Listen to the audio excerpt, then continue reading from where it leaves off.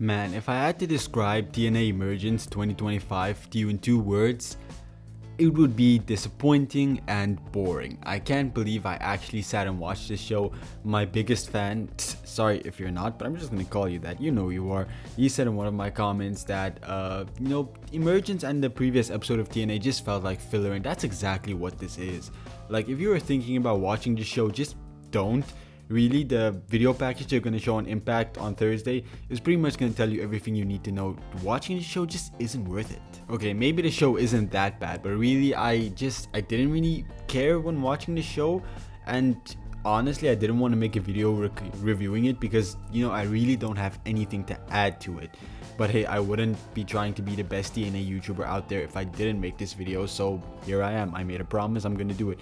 So let's just start. The show opened with Leon Slater successfully defending his X Division Championship against Cedric Alexander. I said I didn't feel a lot attachment to this match. I didn't feel like there was a very good story. Cedric Alexander loses. We all expected this. I'm glad Leon Slater retained the championship, don't get me wrong, and I'm curious to see where he's gonna go for Bound for Glory.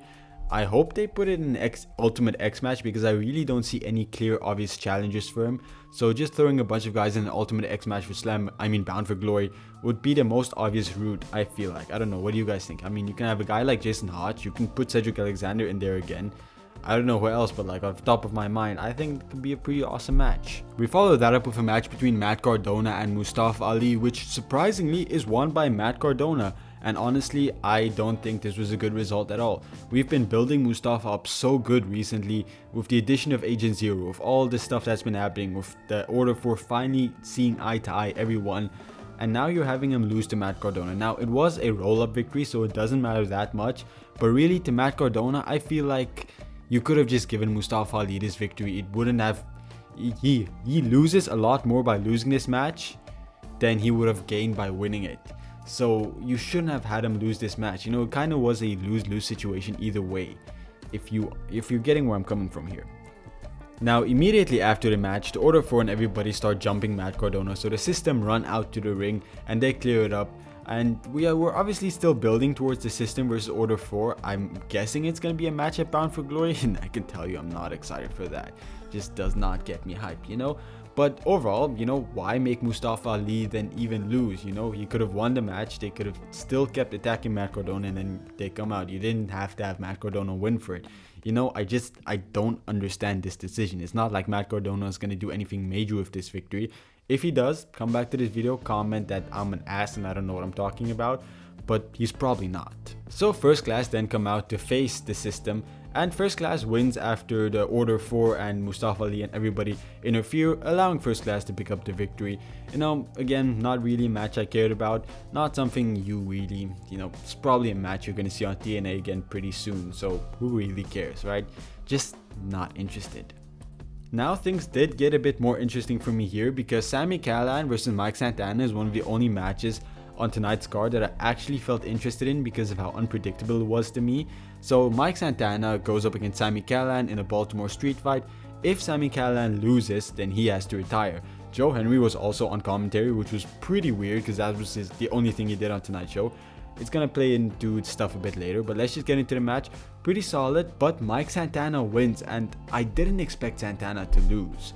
But for some reason, I'm still surprised by this because after the match, Sami Callihan takes his boots off, puts it in the ring. It looks like he's retiring, but that does not make sense to me because we've been building up this Sami Callihan, Eric Young stuff, and I was assuming that Eric Young's somehow gonna get involved, and that's gonna lead to Sami Callihan versus Eric Young and Bound for Glory. This was all just a fake out. But now I'm not sure anymore.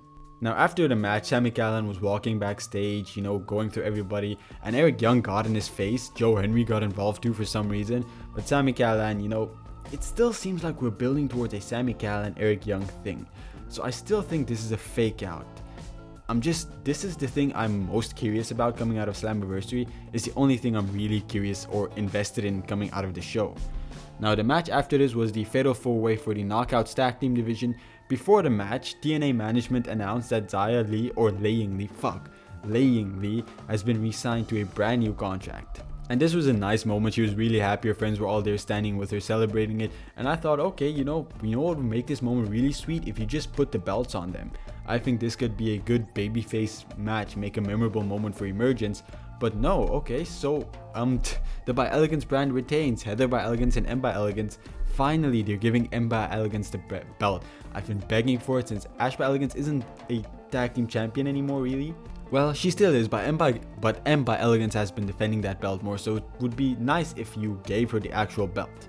And I understand that Ash by Elegance, being the egotistical person, probably keeps that belt for herself because she has a massive ego, but I'm glad they finally put it on M by Elegance.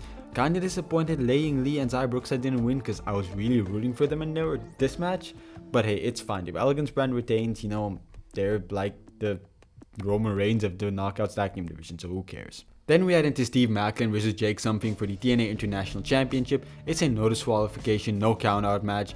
Basically just a hardcore match. I don't know why they had to put that whole stipulation in. You guys know I don't give a damn about this feud. Yeah, no feelings towards Jake Something. I feel like they're cooling Steve Macklin down by putting him in this feud. So all I'm gonna say is Steve Macklin retains the championship. There you go. If you care about this match, go watch it. I really kind of zoned out. Then we had the Hardy Boys versus the Rascals, Zachary Wentz and Myron Reed for the tag team championships. Like I said, also the Hardy Boys were obviously going to retain because we have that match with Team 3D coming up on Bound for Glory.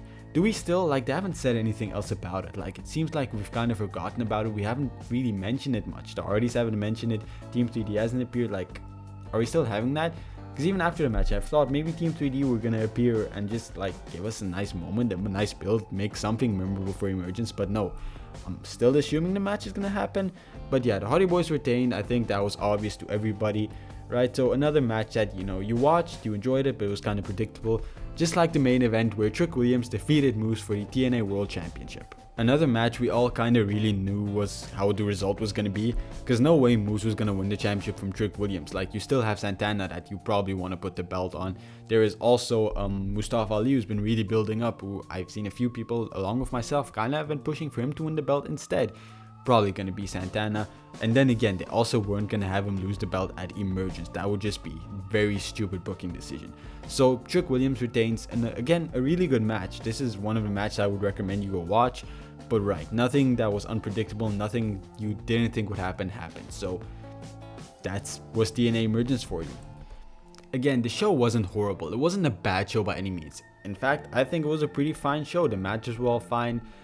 But it just so happened that none of the matches were unpredictable.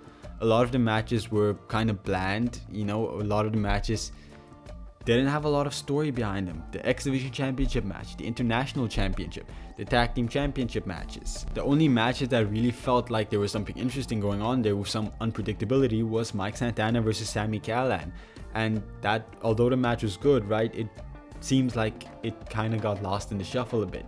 So if I had to give the night show a rating, I would just say was it 2 out of 10. I really did not enjoy it. I think, again, not a bad show, but I don't want to sit through the show ever again.